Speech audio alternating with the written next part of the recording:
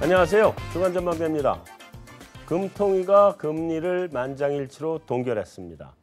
오늘 금통위 내용 좀 살펴보고요. 요즘 금통위보다 더 중요한 건 미국의 움직임인 것 같습니다. 그래서 미국 FOMC나 미국 경기 상황 좀 짚어보고 그 이외에 특별하게 막 떠오르는 이슈들이 있죠. 미중 무역 전쟁 좀 완화되는 분위기인데 그러다 보니까 갑자기 또 이제 시리아 공습 문제가 터져서 시장이 요동을 치고 있습니다. 그래서 이런 문제들 전문가 여러분 모시고 이야기 나눠보도록 하겠습니다.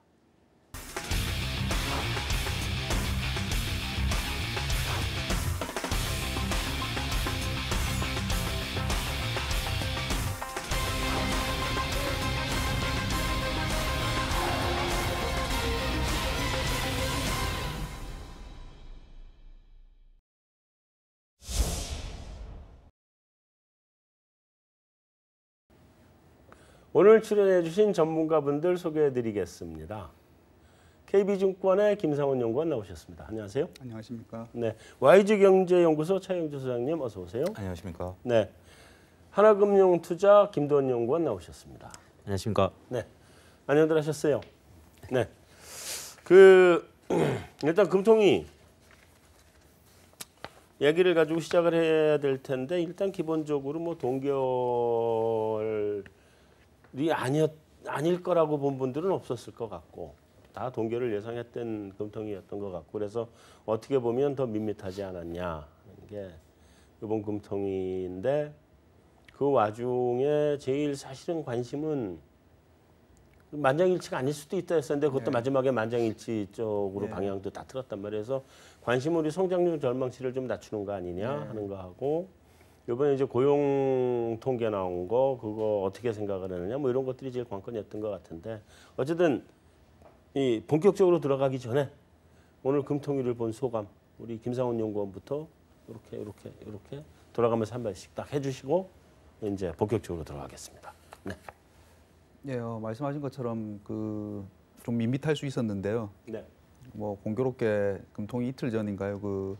이령 금통위원이 왜냐하면 이분이 이제 지난 금통위 때 소수 의견을 내셨기 때문에 그러고 나서 사실 채권 시장에서는 소수 의견이 나오면 그 다음에 이제 인상으로 바뀔 수 있기 때문에 거의 소수 의견이 나오면 그냥 그달 금통위가 인상한 금통위가 돼버리거든요. 보면요. 그렇죠. 예, 그래서 그 부분에 이제 조금 신경을 썼었습니다. 뭐 좀 며칠 이제 지났던 그 강연의 내용이 이렇게 또 부각이 되면서 혹시 이제 하는 또 이제 우려로 이제 당일 금리도 좀 오르고 했었는데요. 네. 뭐 말씀하신 것처럼 이제 만장일치로 동결이 되었고 시장에서 관심은 이제 그 수정 경제 전망에서 성장률이랑 물가 전망이 올라가지는 못할 거다라고 시장에서 생각을 했고 이제 혹시 하향될까? 근데 이제 물가 전망이 하향되면서 금리 인상이 빠르지는 못할 것 같아. 이 부분이 오늘 뭐 시장에서 가장 많이 주목한 것 같습니다. 만장일치가 나온 배경에 대해서는 다시 한번 얘기를 하고 차 소장님. 예, 일단은 뭐 저는 채권 애널리스트가 아닙니다만 전체적으로 일반인들이 그 금통위를 바라본 시각으로 봤을 때는 예상치에 부합하는 수준으로서 시장에서 그냥 바라보는 수준으로 볼 때는 인정할 수 있는 부분들이다라고 좀 보여집니다. 더군다나 지금 한미 간에 이제 금리가 역전돼 있는 상황에서 올해 금리가 이제 두 차례 인상이 될 수도 있지 않겠느냐라는 그러한 뭐 시장의 우려도 없지 않아 있었습니다만 오늘 금리가 동결됨으로써 금리가 한 차례 정도에 그치는 게 아닌가라는 그러한 시각 쪽에서 좀 바라봐야 되는 게 아닌가 좀 그렇게 말씀드릴 수 있겠습니다. 네. 김대원 연구원. 저는 그냥 매크로 지표를 보는 입장에서 하느니 고민이 많아졌구나 하는 생각이 좀 들었었고요. 외환 시장의 반응이 조금 특별했었습니다. 그러니까 외환 시장은 하느니 앞으로 금리를 올리지 못할 것 같다라는 스탠스가 좀 있었었고요. 그래서 제가 전반적으로 봤을 때는 오히려 주가보다는 외환 시장에 조금 영향이 컸던 그런 금통위가 아니었나 이렇게 보고 있습니다. 네, 자 일단 다시 이제 우리 김상원 연구원으로 넘어가서 일단 만장일치의 배경이 정부하고 스텝 맞추려고 그러는 거 아니에요? 뭐 그런 부분도 고려될 수가 있겠고요. 뭐 지금 일자리 추경도 해야 되는 거고. 그래서 지금 추경을 하고 있는데 사실 예전에는 정책 공조라고 하면은 추경을 해서 경기가 좀 과열되거나 이제 이렇게 됐을 때 금리를 올려서 그걸 좀 상쇄를 시키는 건데 뭐 금융위기 이후에는 이제 추경을 해서 경기를 부양할 때 오히려 인하를 같이 해가지고 이제 좀 부양을 하는 이제 그런 측면에서 지금 정부가 일자리 추경하고 오늘 금통위 이제 질문에서도 지금 고용이 굉장히 안 좋게 나오고 있으니까 네. 이게 이제 뭐 지금 최저임금 인상이나 이런 쪽하고 관련이 없냐 이런 질문도 나오고 했는데 네. 여기서 그럼 별도의 이제 질문으로 물어보려고 하는데 얘기했어요. 예. 그래서 여기서 금리를 뭐 빨리 올릴 수 있다 이런 시그널을 줘서 이제 굳이 엇박자를 낼 필요는 없다고 생각이 되고요. 네. 그다음에 지난달 의사록이다 이런 걸 봐도 일단 국내 물가가 올라오는 게 너무 늦습니다. 이제 보면은 낙구에 보면요. 예, 그래서 이런 부분들이 금통위 내부에서도 지금 그러니까 뭐 소수 의견이나 시그널을 좀 줬을 때 얻을 정책적인 효과보다는 지금은 뭐 실이 더 크다고 판단한 게 아닌가 싶습니다. 질문한 김에 계속 이어서 예. 고용에 대해서 뭐라고 그러셨어요? 고용에서 이제 그 기자회견에서 뭐 최저임금 인상이나 이런 부분들이 그 실업률이나 고용 시장에 영향을 좀 미치는 거에 대해서 이제 총재한테 질문이 있었는데요. 네. 총재께서는 이제 뭐 이게 지금 뭐 유의미하게 판단하기에는 조금 더 시간이 필요하다라고 예, 답변을 하셨고요. 그 원급을 예. 회피한 예. 말하자면 좋게 얘기한 노코멘트. 예. 네. 그거? 예. 네. 자, 성장률에 대해서는 언급이 좀 물가는 뭐 중기적으로 안정적일 것이다 이런 얘기는 성장률에 대해서는 언급이 좀 있었나요? 전체적으로 올해 성장률은 3%로 그 동일하게 이제 얘기를 했습니다.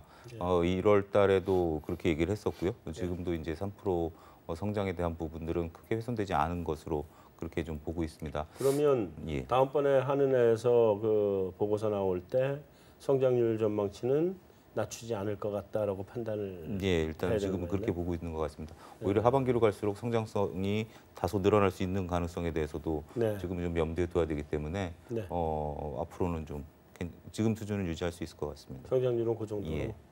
자, 그 사실은 물가 문제가 이번에 이제 개인적으로 베트남에 관심이 있어서 베트남을 갔다 왔어요. 회사에 휴가를 내고 우린 회사에서 출장 갈 수 있는 자리가 아니라서 개인적으로 휴가를 내서 이제 가서 베트남에 다 돌진 못했고 호치민 쪽은 이번에 돌았고 5월 말경에 이제 하노이 쪽을 더 가보려고 그러는데 베트남 성장률이 얼마 정도인지 혹시 아세요? 베트남이 지금 7자를 넘고 있지 않나요? 6대. 6대. 7까지는 안 넘지 못했고 6대인데 물가 상승률이 1대야 거기도. 말이 안 되잖아요. 성장률이 7%면 물가가 7%쯤 나오는 게 정상인 건데 어떤 때는 7%도 넘게 나와야죠 사실은. 근데 1.5%가 밖에 안 돼요. 성장률이. 이게 물가가. 근데 우리 총재께서 베트남도 그럴 찐데 우리 총재께서 물가는 중기적으로 안정이다 뭐 이러고 그러셨는데 일단 물가 전망은 하향한 건 맞죠?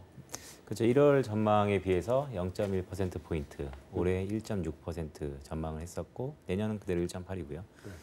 지난 1분기 평균이 1.3% 나왔습니다. 네. 그러면 숫자적으로 따지면 하반기는 이거보다 조금 오를 수 있다. 1.9 나와야 되네. 뭐 산수적으로 보면 그렇죠. 네. 근데 약간 의구심은 있죠. 왜냐하면 원화 강세 기조가 이렇게 고착화되고 있는데. 네, 수입 물가. 그렇죠. 과연 수입 물가, 생산자 물가, 소비자 물가로 이어지는 이 연결고리가 과연 물가를 올릴 수 있느냐. 물론 유가가 얼마나 오르느냐에 따라 좀 다르겠지만 네. 하반기 경기에 대해서 저는 하반기 국내 내수 경기에 대해서 자신감은 없습니다. 수출은 역시 좋게 보지만 네. 이런 여러 것들을 봤을 때 물가에 대해서 자신감은 좀 결여됐다라고 보고요. 네. 근데 좀 재밌는 것은 또 금리 정책은 지금 물가가 아니고 중장기 물가를 바라보면서 정하는 거다. 네. 중장기적으로는 2%에 수렴할 수 있다라는 멘트가 제가 볼 때는 약간 좀 구차해 보였었어요. 솔직히 물가에 대해서 자신감이 없구나 이렇게 저는 생각을 하고 있고요. 네. 성장률은 재밌는 게 IMF, 그다음에 ADB 전부 한국을 올해 3% 보고 있습니다. 한국은행하고 똑같이. 네. 근데 그게 픽스되고 있습니다. 오르지도 않고 내리지도 않고. 그래서 결국에는 한국은행이 올해 보여주는 시그널 자체가 물가에 대한 자신감은 없고 올해는 여차여차 3%는 되겠지만 내년도에는 오히려 2.9라는 2%도 볼 수 있다라는 시그널이 제가 봤을 때는 올해 약간 경기의 피크 하반기 가능성을 조금 시사하고 있지 않나 이렇게 보고 있습니다. 근데 물가가 그거보다 더 낮게 나올 것 같거든요. 생각이. 왜냐하면 올해 물가가 그래도 다소 좀 잘 나오지 않겠나라고 생각했던 거는 유가 원자재가 효과였는데 지금 원화가 가파르게 강세가 돼 버렸잖아요. 그러면 내 기억에 유가 오르는 거하고 원화 강세 가는 거에 물가에 대한 효과가 유가에 비해서 원화 강세가 최소 5배에서 10배 사이였던 거로 내 기억을 하거든요. 그러면 지금 유가 오른 거 정도 가지고는 지금 원화 강세 가는 거로 충분히 상쇄시켜 버릴 것 같은데, 그러면 하반기에도 그 아까 얘기했던 1.9 도저히 안 나올 것 같은데요. 그래서 저희가 하느니 지금 내다보는 게 하반기에 1.7% 평균으로 보고 있는 것 같습니다. 하반기 1.7 평균? 네네네, 평균으로 보면. 그래서 어쨌든 올해 1% 어쨌든 낮죠. 1.5가 채 안 나오겠네요. 그래서 말씀하신 것처럼 뭐 연구 결과 따라서 조금씩은 다른데 네. 유가 원자재 가격과 환율 효과를 봤을 때 어쨌든 환율 효과가 더 큰 쪽으로 작용한다. 예. 그리고 결국은 미국은 보면 지금 달러가 약하지 않습니까? 보면 그러니까 네. 달러가 약하니까 거기는 물가 상승 요인이 되는 거고. 그래서 어제 뭐 물가도 뭐 2.3가요 나오고.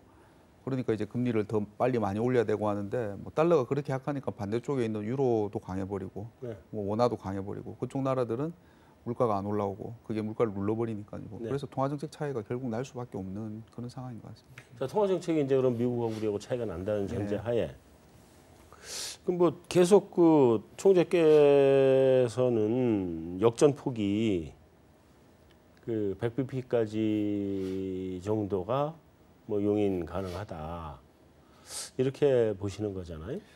그게 뭐 아마 총재께서 그렇게 딱 특정 숫자를 말씀하시진 않았을 수도 있는데요. 네. 2005년에서 7년 때 그때 이제 우리가 역전이 100bp까지 됐었으니까 네. 그게 아마 뭐 좀 관행적으로 그렇게 그 좀 인식이 되고 있는 것 같습니다. 예. 자,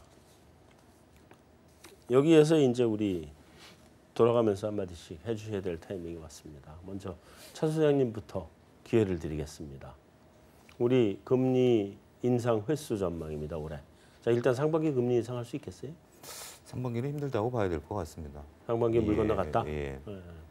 그래서 어차피 이제 곧 지방선거도 있고, 예. 예. 하반기는 할 수 있을까요? 글쎄요, 일단 뭐 앞서도 금리 역전에 대한 부분들, 뭐 용인해야 되는 부분들도 하긴 하겠습니다만, 그래도 하반기에는 한 차례 정도 금리 인상에 대한 부분들은 어쩔 수 없이 따라가는 뭐 시기 된다 하더라도 네. 할 수밖에 없지 않겠는가, 저는 개인적으로 그렇게 보고 있습니다. 따라가는 것 때문에 할 수밖에, 한 차례는 할 거다. 네. 근데 우리 지금 고용 상황이나 현재 경기 상황도 또 원화 강세 지금 가고 있는 거 이런 걸 볼 때 금리 인상을 올해 해야 된다고 생각을 하세요? 아니면 그냥 동결로 가는 1.5로 그냥 가는 게 맞다고 생각하세요? 굳이 뭐 금리 인상, 그러니까 제가 이제 따라간다라는 표현을 좀 썼었는데, 그렇지 않다라면 굳이 그 현재 말씀하신 그런 제반 여건들을 본다라면 네. 금리를 인상할 요인들은 특별히 아닌 것으로 그렇게 판명이 되는 상황이죠. 하지만 지금 이제 우리만 보는 것들이 아닌 상황으로 먼저 바라본다라면 네. 뭐 저는 뭐 미국 상황에서 계속 벌어질 수밖에 없는 금리 격차를 바라본다라면 뭐 한 번이라도 해야 될 거다. 해야 되는 수준이 아닌가, 좀 그렇게 말씀드리고 싶습니다. 저희 하우스변은 뭐 여기 주간 전망대 나와서 그렇고 지난해 연말부터 저희는 올해 7월 한번 7월 한 번? 예, 여전히? 예, 여전히 유지하고 있고요. 7월도 없는 거 아니에요? 지금 혹시? 분위기로 봐서는 그래서 그러니까 저희가 7월 한 번 할 때는 이제 뭐 올해 2번 전망들도 좀 있었는데 있었죠. 예. 근데 이제 지금은 분위기가 오늘 금통일을 기점으로 분위기가 7월도 갸우뚱하는 쪽으로 좀 가는 것 같고요, 보면은. 그 인상 시기는 7월보다 더 뒤로 늦어질 수도 있다. 지금 상황으로는 늦어지면 언제쯤 생각하세요? 그래서 뭐 늦어지면은 근데 9월하고 뭐 네. 아시다시피 12월은 금통이고 없고 네. 그러면 이제 7, 8 아니면 10월, 11월인데 네.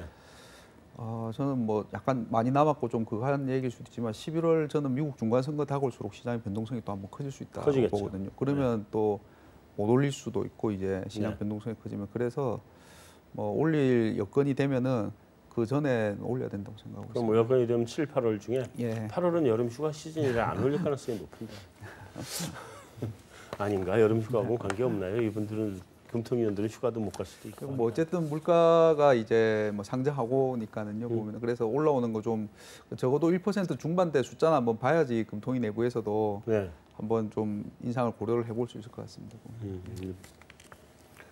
김도원 연구원은 네. 당초 하우스뷰가 몇 번이었는데 네네. 이제 몇 번으로 바뀐다 또는 언제다 뭐 이런 거. 당초 하우스뷰는 상반기 한 번, 그러면 하반기는 경기 때문에 어렵다라고 네. 봤었는데 그러면 상반기 한 번이면 5월이었던가요? 네네네. 네. 5월에 한 번 할 거라고 봤었는데 미뤄졌습니다. 미뤄졌어요? 네네. 하반기로. 하반기로? 네네. 그럼 당초 한 번이었는데 네네. 한 번이 시기가 늦어졌다. 네네. 하반기로 갔다. 여기 두 번 본 하우스가 하나도 없었네. 올해 당초 몇 번 보셨어요? 저는 올해 한 차례. 올해 한 차례? 예. 이것만 만장일치네. 여기도 소수 의견이 없네. 근데 그나마도 뒤로 미뤄졌다. 언제쯤? 아직 공식적인 하우스뷰는 안 나오고 있는데 개인적인 소견은 있습니다. 개인적인 소견. 네네. 하우스뷰는 아니고요. 개인적으로 봤을 때는 아까 말씀하신 것처럼 7월이 좀 유력하고요. 네. 왜냐하면 7월을 놓치면 하반기로 갈수록 더 힘들기 때문에. 네. 근데 7월에 과연 할 수 있을까에 대한 의문은 좀 있고요. 네. 그에 대한 트리거는 한국 물가도 아니고 미국 물가일 것 같다. 왜냐하면 미국이 3번, 4번에 따라서 하느니 대응을 할 테니까. 네. 그래서 일단은 저는 7월. 네. 네, 저희도 방금 김도원 연구원 얘기한 것처럼 미국이 2분기에 물가는 기저 때문에 올라갈 수밖에 없지 않습니까? 그렇죠. 근데 그건 이미 시장에서 다 알고 있죠. 보면. 알고 있는 그런데 이제 그게 어쨌든 그 6월 FOMC에서 영향을 미칠 수 있다라는 거죠. 그래서 거기서 이제 점도표가 올라가게 되면은 아마 또 국내 여론이 뭐 금리차 역전 허용한다 하더라도 아까 말씀하신 것처럼 그래도 좀 따라가야 되지 않냐. 그러면 이제 미국이 연준이 6월에 올리면서 만약에 점도표가 올라가거나 하게 되면은 그러면 뭐 7월이나 8월에 예. 사실 나도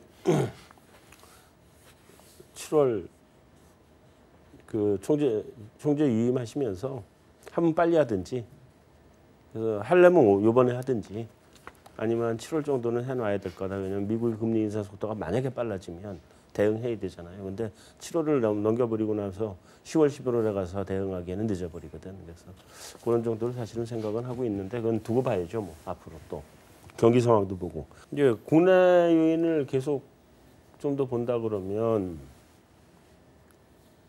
원화 이게 어떻게 해야 돼요? 이거 바꿔야 돼요?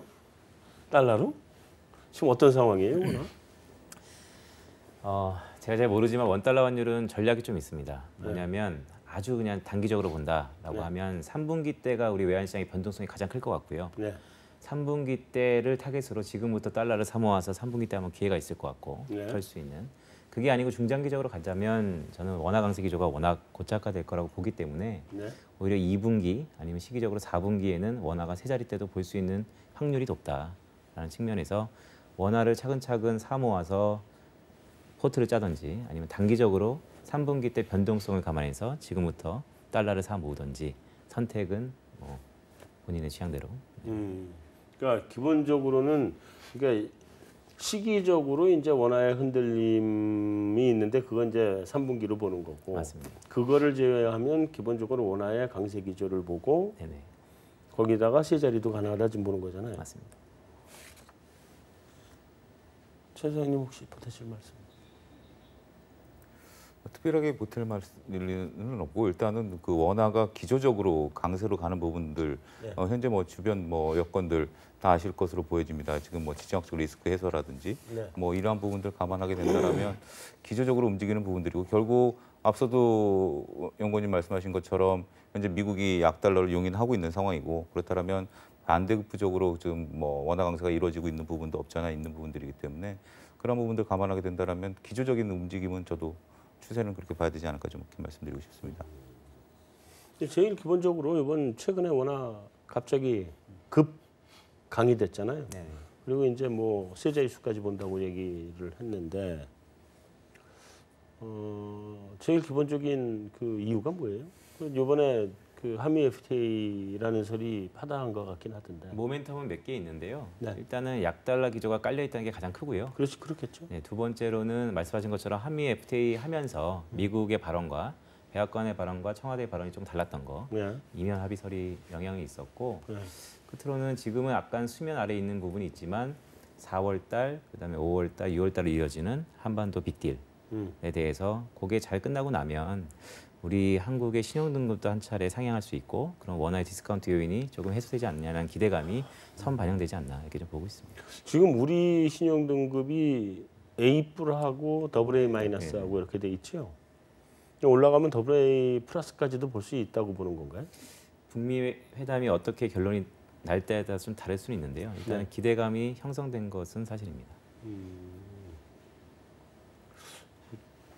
WA 플러스까지 갈 거라고 안 보고 그냥 전망을 파지티브 정도로 봐야 되는 거 아니냐는 얘기도 있고 그러거든요. 근데 코리아 디스카운트라고 우리가 일반적으로 얘기하는 거에 한반도의 지정학적 리스크라는 게 사실 요즘 별로 안 들어가 있다는 얘기도 있는데 어떻게 보세요? 그러니까요. 일단은 뭐 그 코리아 디스카운트 부분에 있어서 지정학적 리스크가 크다라면 주식시장을 보게 된다라면 뭐 네. 지금 굉장히 주식시장이 폭등해야 되는 그런 모습들을 좀 보여줘야 되죠. 네. 대표적으로 삼성전자가 지금 가격 대비해서 외국의 PER 수준으로 미국의 그런 수준까지 올라가 줘야 되는데도 불구하고 전혀 그렇지 못한다는 부분들을 감안하게 된다면 금액으로 놓고 보면 한 50%쯤 더 업해야 되는 부분들, 되는 거죠? 그런 부분들이 있습니다. 네. 그렇지만 그러한 부분들이 물론 그 처음에 남북 정상회담, 북미 정상회담이 얘기가 나왔을 때 시장이 반응은 했습니다만 어떻게 보면 진짜 뭐 이게 반응이었었냐 정도로 일시적인 반응을 했다라는 걸 본다라면 그렇게 저희들이 억눌려 있었던 것들이 코리아 디스카운트 때문에 억눌렸다라고 바라보는 시각이 좀 너무 과도했었던 건 아닌가. 그 위원님 말씀이 정말 그 부분에 대해서는 맞는 그 수준이다라고 말씀드릴 수 있겠습니다. 네. 채권 시장에 코리아 디스카운트 있어요? 주식 시장에는 확실한 코리아 디스카운트가 있는데. 있고, 그러니까 채권 시장에서는 이제 뭐 저희도 만약에 그렇게 좋은 뉴스들이 계속 나오면 뭐 아웃룩이 올라갈 가능성 정도는 뭐 생각은 하고 있고요. 네. 채권 시장에서는 이제 그 같은 등급 대비 국내 금리가 높은 편이기 때문에 네. 그래서 어떻게 보면 외국인들 뭐 금리 차가 나도 외국인들이 안 빠져나가는 또 이유 중에 하나거든요 보면은. 근데 네. 이제 만약에 여전히 뭐, 높으니까. 예. 이런 쪽들이 뭐 되면은 그냥 단순히 외국인이 원화채를 바라보는 관점에서만 보면은 뭐 좋은 뉴스.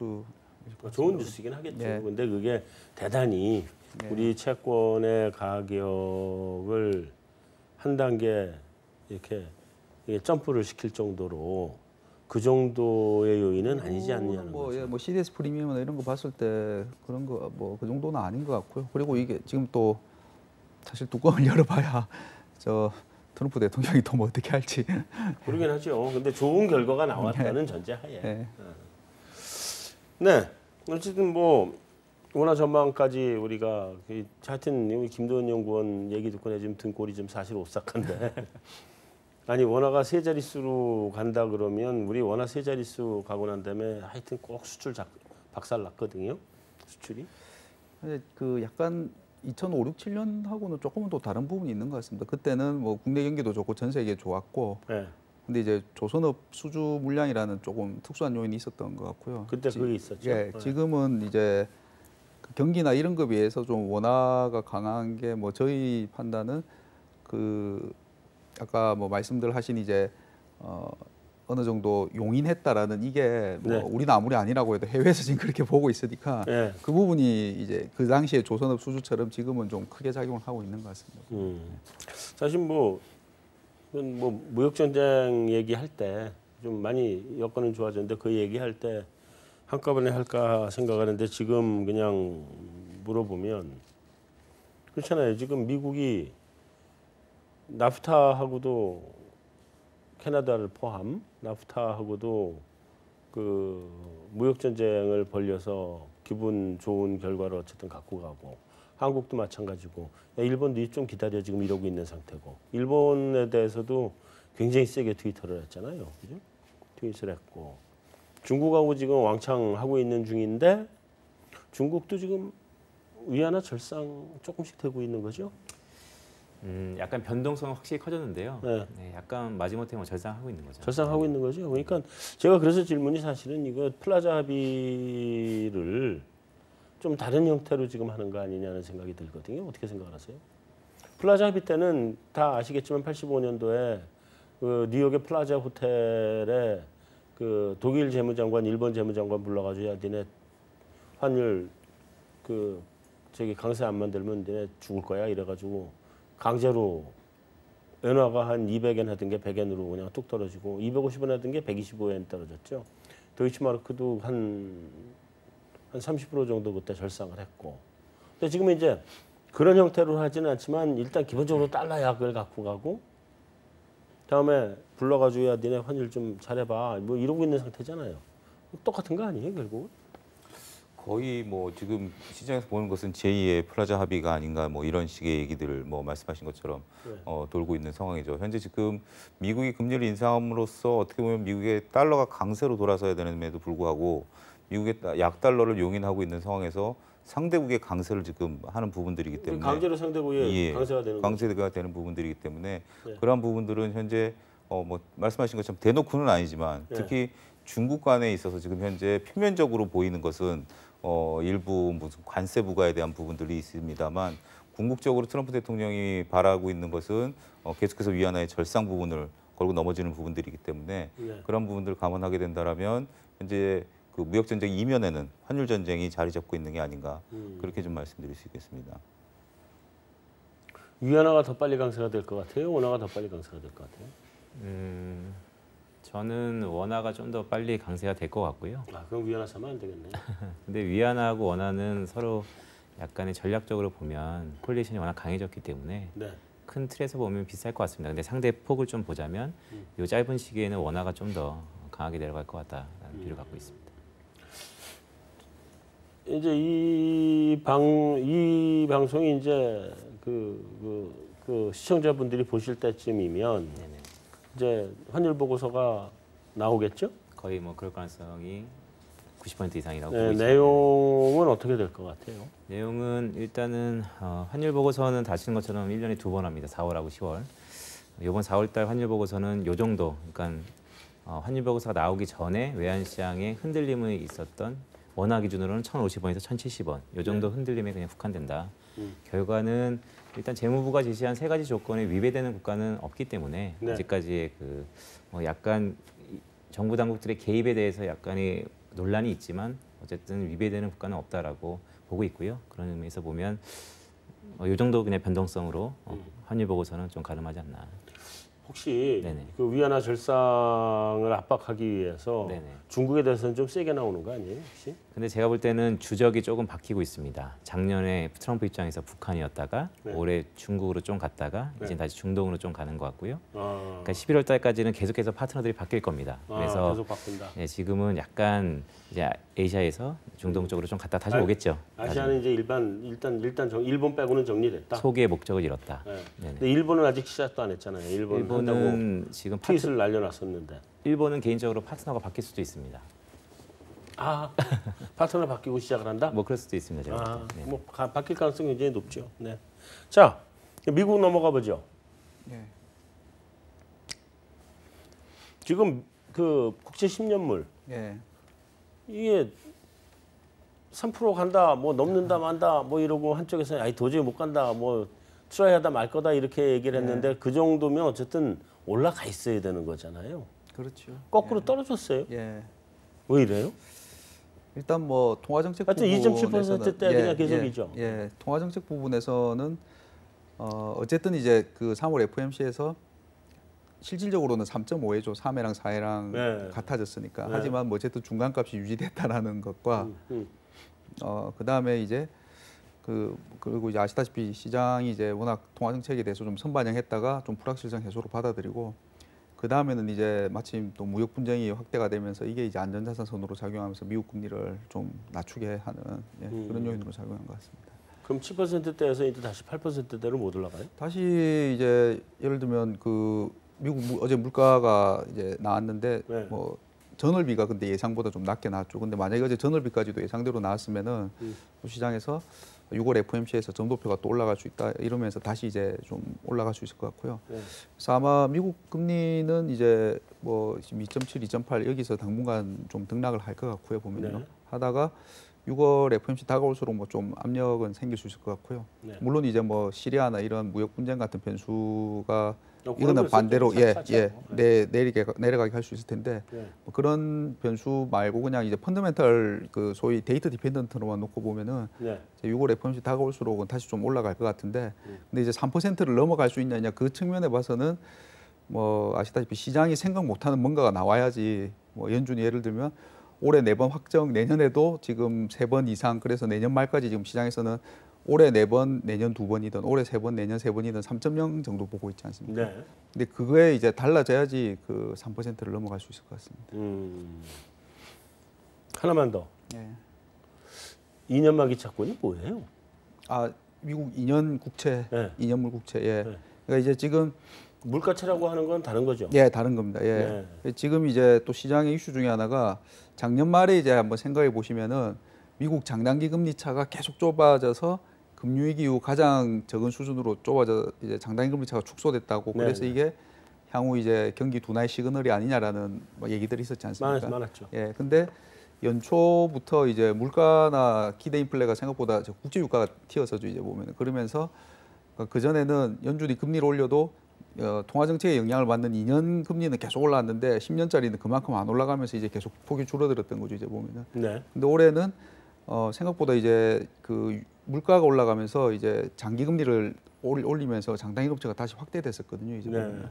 그런데 지금 이제 아까 그래서 제가 그렇게 말씀드린 게 이제 물가나 이런 부분이 장기 금리를 밀어 올리는 압력은 시장에서 이미 좀 어느 정도 반영을 했다라는 거죠, 이제 보면. 그리고 2년짜리는 다시 이제 뭐 어제 물가가 그렇게 나오면 6월에 또 확실히 올리겠구나 이러면서 이제 2년 금리는 올라가고 10년 금리는 덜 올라가거나 뭐 어떨 때는 거꾸로 떨어지면서 장단기 금리 차가 다시 축소로 전환됐습니다. 자, 미국 경기는 어떻게 보세요? 지금 제일 중요한 게 미국 경기인 것 같은데 미국 경기에 따라서 전 세계 증시건 뭐 채권 시장이건 환율 시장이건 다 거기만 쳐다보고 있는 것 같거든요.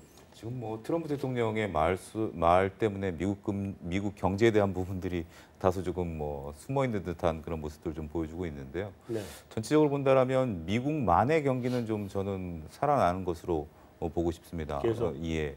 지금 성장세가 뭐 미국이 제2의 산유국까지 이제 지금 올라서 있는 상황이고요. 네. 예, 그런 부분들에서 자체 이제 생산과 소비 부분들, 그다음에 오바마 행정부서부터 이제 벌어왔던 그 리쇼어링 정책에 의해서 현재 제조업이 화랑세를 나타내고 있고, 네. FOMC도 현재 지금 두 가지 중에 하나인 고용에 대해서는 지금 뭐 전 신경을 쓰지 않고 있는 상황이고, 그렇죠. 시간당 임금까지 현재 들썩이고 있는 상황들을 감안하게 된다라면 네. 미국 경기가 지금 현재 상황에서는 하방 압력을 받을 만한 이유는 전혀 없는 것 같고요. 네. 지금 단지 이제 인플레이션율에 대한 부분들 다소 조금 뒤처지긴 합니다만 조만간 그런 부분들도 결국 미국이 지금 금리를 올해 이제 지금 두 차례 더 확정치로 남겨놓고 있는 상황이고 네. 한 차례 더 금리 인상 얘기가 나온다라는 그 근저에는 경기의 활성화 부분들이 자리 잡고 있는 게 아닌가 좀 그렇게 보고 싶습니다. 올해 중으로는 경기는 뭐 문제는 없다. 근데 그 미국의 시간당 임금은 어느 순간부터 이게 시간당 임금이 2%대로 올라서 버렸더라고요. 어느 순간에. 2%를 아예 못 가고 뭐 1%대 이러고 있을 때 보다가 한동안 에이 안 올라가나 보다 그러고 치워버렸더니 어느 날 보니까 2.4%, 2.5% 이렇게 올라와 버렸더라고요. 근데 그 정도면 물가 올라가야 되는 거 아니에요? 어저께 발표한 미국의 소비자 물가를 보면 코어 CPI가 2.1%, 그러니까 네. 기존에 1.8에서 한 단계 레벨업 됐죠. 그 목표치를 넘고 있습니다. 물론 연준이 바라보는 것은 PC이기 때문에 약간의 뭐 온도차는 있지만 어쨌든 물가가 어느 정도 올라왔다. 그리고 2분기는 오히려 통신비 인하라든지 여러 가지 기저효과를 감안하면 상승폭은 있다. 이렇게 보고 있는데요. 저는 생각이 좀 다른 부분은 이게 생산성에 대해서는 연준도 그렇고 지표도 그렇고 연속성에 대해서, 그러니까 생산성이 지속해서 오를 수 있는가에 대해서는 조금 논란이 있는 것 같습니다. 그리고 생산성이 담보되지 않으면 계속해서 물가가 오를까요?에 대해서는 좀 의문이 있고요.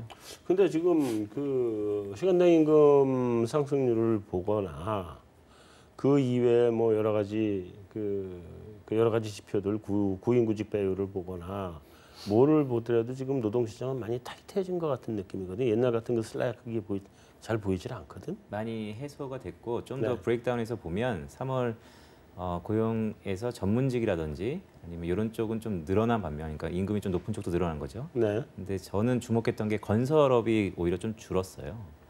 최근에 물론 뭐 계절성도 있겠지만 금리가 올랐다, 모기지 금리도 조금 상승 압력을 받고 건설 쪽에서 약간의 등락이 있다라는 게 물론 슬랙이 예전보다 많이 없어졌지만 그래서 완전한 해소는 아직 아니다. 완전한 해소는 아니다. 네네. 김상훈 의원도 동의해요? 네, 동의하고 있고요. 지금 미국 내부에서도 미국 경기 고점에 대한 얘기들이 좀 나오고 있더라고요. 보니까는. 예, 그래서 뭐 원래는 저희 하우스도 올해 뭐 한 4Q 정도로 뭐 피크아웃까지는 아닌데 이제 그 슬로우 다운 정도로 봤었는데 트럼프 대통령 정책으로 올해는 좋다. 근데 내년은 연준 전망에도 보시면 올해 성장률 전망치는 올렸는데 내년은 그만큼 안 올라가면 결국 격차는 더 커지는 거죠. 이제 보면. 그리고 저는 개인적으로 스태그플레이션 가능성도 조금 내재될 수 있다고 보고 있기 때문에 그래서 이제 그 내년 이후를 봤을 때 지금 뭐 연준 미국 의회 예산국 이런 곳에서도 보면은 좀 많이 남았지만은 그쪽들에 대한 걱정도 지금 좋은데 그쪽들에 대한 걱정도 같이 조금 생기고 있는 것 같습니다. 어쨌든 올해 이번 경기 사이클에서의 피크는 연말 정도 그 정도 본다. 늘어지면 내년 초. 그리고 좀 하방. 물론 리세션이 가려면 2분기 연속 마이너스가 나와야 되는데 마이너스가 나올 가능성은 없지만. 그 정도는 아니지만은 그러니까 지금 뭐 성장률은 하여튼 둔화된다. 몇 개월째 뭐 최고 확장기 얘기가 많지 않. 이게 언제까지 갈 거냐. 물론 또 트럼프 대통령이 어떤 정책을 쓰느냐에 따라서 달라지겠지만은 자연적으로 가는 부분은 목에 좀 차가는 게 아닌가 싶습니다. 실제로 데이터상으로도 미국의 익스펜션 자체가 91년부터 2001년까지 120개월, 10년이었는데 지금 106개월 왔으니까요. 5월 달이면 107개월입니다. 역사상 두 번째로. 산수적으로 보면 딱 1년 남은 거죠. 그럼 그거는 근데 잘 옛날 거 가지고 그대로 갖다 넣을 수는 없으니까 항상 기록은 저기 깨지 못하거나 깨라고 있는 거거든. 자, 그러면 이제 마지막으로 미국에 관해서 이제 질문을 드릴 건데, 그 올해 2번은 한다고 볼 거고요. 내년에 3번 할 수 있겠어요? 일단은 올해 2번 하게 되면 내년에 뭐 2-3차례 정도 얘기가 계속 끊임없이 나오겠습니다만 지금 일단 한 번은 했잖아요. 일단은 2번 더 올해 이제 2번 더 하는 것들인데 일단은 지금 현재 나오고 있는 지표들이 지금 뭐 3번 뭐 6월 달과 12월 달 사이에 한 번 더 하는 그런 시그널보다는 6월 달에 금리 인상을 정당화시키는 시그널들이 나오고 있다라고 저는 보고 싶습니다. 따라서 6월 달과 지금 12월에 대한 부분들은 아직까지 시장에서는 이견이 좀 없고 세 번째에 올해 그러니까 3차례 앞으로 남은 것에 대해서는 다소 좀 의견이 지금 줄어들고 있다라고 보고 있는 상황이기 때문에 그래서 이제 그러면 지난번에 봤을 때 3번에서 4번 쪽으로 무게중심이 좀 옮겨갔었는데 다시 3번 쪽으로 무게중심이 돌아온다. 3번 쪽으로 그렇게 보고 있기 때문에 올해 이제 2차례 금리 인상이 이제 남아 있는 상황이고 내년을 본다라면 내년에도 2차례 정도 그 이상은 좀 쉽지는 않을 것으로 보입니다. 2차례는 가능하다고. 글쎄요, 그것도 좀 지금 지금 예측치가 어떻게 보면 올해 이후 내년까지 바라보는 금리 인상에 대한 바라보는 시각이 굉장히 좀 멀어졌다라는 느낌이 좀 듭니다. 이것들이 현재 지금 다양한 변수들이 지금 나와 있고 무역 전쟁에 대한 리스크도 중간에 끼어든 리스크가 돼버렸기 때문에 이러한 것들을 감안하고 트럼프 대통령의 어떤 불확실성들을 감안하게 된다라면 이제는 내년을 바라보면서 금리 인상을 논하기에는 시간이 좀 너무 긴 지금 얘기하기 좀 어렵다. 긴 시야가 돼버린 게 아닌가 좀 그런 느낌을 좀 받습니다. 김상훈 연구원은 올해는 2번 더. 예, 저희도 뭐 그렇게 보고 있고요. 내년도 뭐 지금 말씀해주신 것처럼 그리고 이거 약간 기술적인 문제일 수 있는데요. 그 점도표 보면은 그 점을 이제 올해 점도표가 지금 3번하고 4번이 같아졌지 않습니까? 보면은. 근데 올해는 아시다시피 투표권자가 매파 성향이 조금 더 많거든요. 그래서 이제 뭐 저 위에 항상 위에 찍는 분은 항상 위에 찍으시고 아마도 그렇죠. 에스더 조지 이런 분이신 것 같고 이제 밑에는 지금 내년 그 2020년까지 동결 찍은 분은 이제 그 연준의 4차원으로 불리는 제임스 블라드 총재신 것 같은데 그런 분들 빼고 나면은 올해는 매파가 살짝 많기 때문에 3.5회라고 제가 아까 그래서 좀 그런 것 같은데 내년에가 3번으로 되어 있지만은 사실 뭐 그동안 봐오셨지만 점도표가 바뀐 경우가 많았죠. 사실 저는 진짜 내년 가봐야 되는 문제고 내년에는 다시 비둘기파가 좀 들어오거든요. 보면 투표권자 중에서 뭐 시카고 에반스 총재라든지 그렇기 때문에 다시 복귀하시나요? 예, 내년 투표권 다시 있고 하기 때문에 저도 내년 3번 글쎄요 좀 저도 갸우뚱하고. 그러니까 3번은 갸우뚱인데 내년은 미국이 금리 인상할 수 있는 여건은 되기는 하겠어요. 뭐 점상으로는 한다고 3번이나 찍어놨으니까 네. 3번 한다 해놓고 그 전에 왜 보면 4번 한다 해놓고 한 번으로 확 줄었을 때 워낙 또 비난이 많았기 때문에 네. 그러면은 아마 올해 그 하반기 갈수록 FOMC에서 내년 점이 내려올 수도 있을 것 같습니다. 내년 전도표를 바꾼다. 예. 그래서 어쨌든 내년에는 3번은 힘들 거다. 예. 2번까지는 일단 2번을 베이스로 생각하고 있습니다. 일단은 2번을 베이스로 봐야 되고 이제 그건 이제 내년이 몇 번이 될지는 하반기 넘어가봐야 이제 알 것 같다. 여기는 어떻게 보세요? 네, 뭐 저도 똑같이 생각하고요. 네. 점도표는 뭐 이전에도 그랬지만 4번 찍고 4번 다 올린 적은 별로 없으니까. 네. 근데 6월달에 3번에서 4번으로 옮겨질 것 같고요. 다만 올해 남은 건 2번. 내년도 저는 내년에 기본적으로 3번을 올린다고 보고 있습니다. 아직도? 네네. 아까 말씀하신 게 과연 미국이 금리를 올릴 수 있는 여건이 되느냐. 네. 가계만 놓고 보면 여건은 된다. 왜냐하면 네. 디레버징이 이미 진행됐다. 네. GDP 대비 가계부채 이미 78%대로 내려왔기 때문에. 굉장히 많이 내려왔죠. 네네. 자, 그렇게 됐을 경우에 우리 빨리 이제 우리 금통위하고 연결해서 보면 이게 그 미국이 한 5번 강 정도의 5번 강이 아니죠. 이제 4번 강이죠. 내년까지 4번 강, 5번 약 정도의 금리 인상이 예상이 되면 뭐 예를 들어서 한 1.1%다 금리 인상이. 우리하고 미국하고 금리 역전이 100bp가 날 수 있겠어요? 현재 25bp 역전이죠. 예, 저는 날 수 있다고 생각하고 있습니다. 아, 우리가 금리 인상을 할 여건이 그만큼 안 된다. 예, 올해 하반기에 한 번, 예, 내년에는 할 수 있나 없나? 예. 세네. 여기는요? 저도 인계치 100bp 갈 수 있다고 보고요. 아, 거기까지 근접한다? 네, 역전 기간이 오래될 것 같습니다. 역전 기간이 오래 간다. 내년 말까지? 올해 7월에 하냐 안 하냐에 따라 좀 다를 수 있는데 네. 일단 기본적으로 보면 내년 상반기까지는 뭐 어느 정도 우리가 용인하고 전략을 짜야 되지 않나 보고 있습니다. 최 소장님. 어떻게 보면 각오를 해야 된다라고 좀 보고 있는 상황이죠. 아, 각오를 해야 된다. 예, 그런 더 세게 말씀하시네. 예, 일단은 지금 뭐 상황에서는 올해 이제 우리나라 한 차례 정도도 버거워 따라가는 수준 된다라면 네, 네. 조금 뭐 각오를 해야 되지 않을까 그렇게 말씀드릴 수 있겠네요. 네. 자, 이제 좀 경제 외적인 변수들. 사실은 뭐 경제적인 변수라고 할 수도 있긴 하겠지만 경제 외적인 변수들인데 그 미중 간의 무역 전쟁은 좀 부드러워지는 것 같아요. 이제 거의 타결이 나는 것 같죠. 저는 그렇게 보고 싶지는 않습니다. 아직까지 예, 왜냐하면 5월달에 이제 협상 테이블에 이제 앉는 것으로 현재 지금 나와 있는 상황인데, 미중 간에? 예, 그게 나와 있는데 어떻게 보면 협상이라는 것이 협상 테이블에 앉기 전까지는 서로 간에 이제 으르렁댈 수밖에 없는 상황이죠. 공포탄 쏘는 거죠. 예, 그럴 수밖에 없고 비교 우위를 점할 수 있는 부분들인데 네. 트럼프 대통령도 계속 강원 정책들을 써왔지 않습니까? 네. 한번 날렸다가 뒤에서 다시 완화했다가 날렸다 완화했다. 시진핑 주석 같은 경우 그동안 전면에 나서지는 않았었던 상황이죠. 네. 그러다가 지금 최근에 그 보아회에서 나와서 네. 이제 미국의 정책의 일부분을 받아들여주겠다, 관세 부분 받아들여주겠다라는 부분들로서 이제 유화책을 내세우긴 했습니다만, 네. 그리고 트럼프 대통령이 바로 우리는 뭐 친구다라고 화답을 하긴 했습니다만, 네. 저는 개인적으로는 아직까지는 서로가 비교 우위를 점하기 위한 서로 간의 강원 정책이 아닌가. 따라서 이런 것들은 이미 칼을 빼드린 상황이기 때문에 네. 쉽게 칼을 접을 수 있는 그런 상황은 아닌 것으로 그러면 보입니다. 조금 더 치고받을 거다. 예. 저희도 뭐 그렇게 생각하고요. 이게 그 무역 불균형을 조정하는 방법이 크게 그 수요를 직접 조정하는 거랑 가격을 조정하는 방법이 있지 않습니까? 그렇죠. 그러니까 수요는 서로한테 뭐 더 사내라, 뭐 더 사가라 하고 지금 하고 있는 뭐 거고. 전투기 한 300대 사겠다. 예, 하고 뭐 그러면 농산물 더 사라 그러면 뭐 전투기는 참 미국이 중국이 안 맞아요. 죄송합니다. 그러고 하고 있고.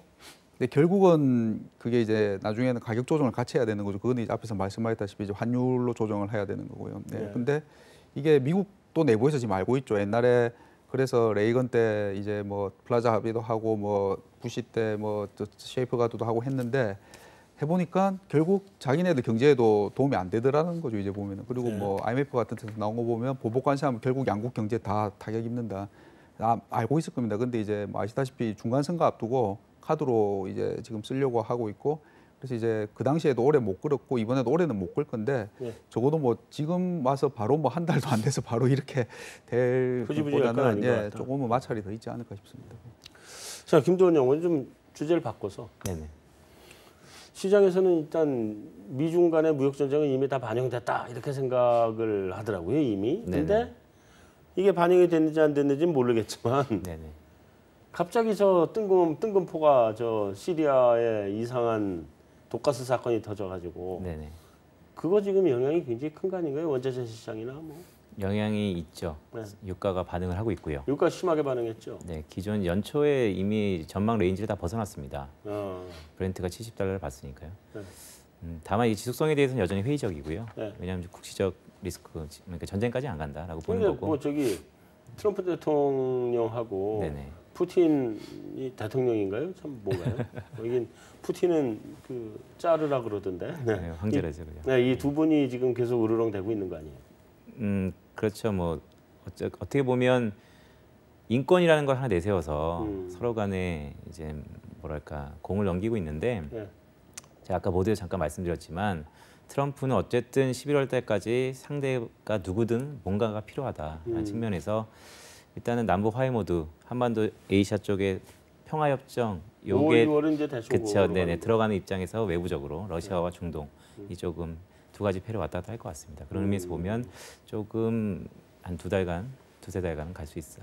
그러면 그 뭐 당분간은 유가는 강세로 갈 수밖에 없는 걸로 우리가 추세까지는 아니지만 오버슈팅은 어느 정도 당분간은 네네. 유가 강세. 그러면 WTI가 지금 67 근처까지 네네. 갔으니까 네네. 뭐 70까지도 갈 수 있을까요? 저희 한번 확 때리면? 하우스뷰 자체의 밴드는 연간 55에서 70 밴드를 보고 있는데요. 네. 언제든 위아래 오버슈팅은 가능하다고 보고 있어서 네네. 70을 확 뛰어넘을 수도 있다. 확까지는 모르겠고요. 일단.